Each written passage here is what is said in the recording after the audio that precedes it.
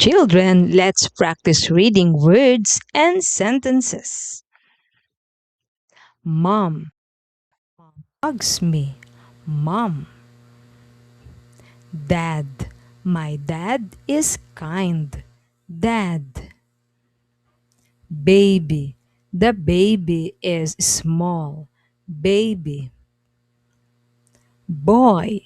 The boy can run. Boy. Girl. The girl is happy. Girl. Friend. My friend plays with me. Friend. Dog. The dog can bark. Dog. Cat. The cat sleeps. Cat. Bird. The bird can fly.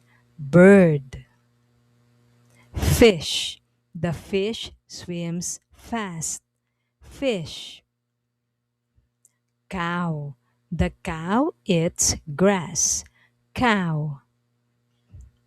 Pig. The pig is pink. Pig. Duck. The duck can quack. Duck. Ball. I can throw the ball. Ball. Book. I read a book.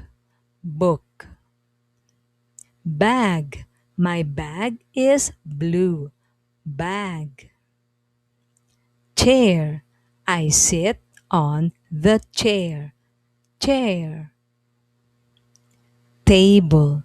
The table is big. Table. Bed. I rest on the bed. Bed. Cup. The cup has milk. Cup. Shoes. My shoes fit well. Shoes. Hat. The hat is blue. Hat. Car. The car goes fast. Car. Sun. The sun is hot. Sun. Moon. The moon is up. Moon. Star. I see one star. Star. Tree. The tree is tall. Tree. Flower. The flower is pink. Flower.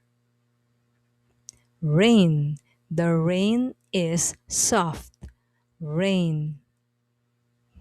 Cloud. The cloud is gray. Cloud. Sky. The sky looks bright. Sky. Apple. I eat an apple. Apple. Banana. The banana is long. Banana. Rice. I like rice. Milk. I drink milk. Milk. Bread. The bread is warm. Bread. Egg. I crack the egg. Egg. Water. I drink water. Water. Run. I run to play. Run. Jump. I can jump. Walk. We walk home. Walk. Eat. I eat my meal. Eat. Drink. I drink juice. Drink. Sleep. I sleep well. Sleep. Home. I stay at home. Home. School. I go to school. School. Park. We go to the park. Park. Church. The church is big. Church.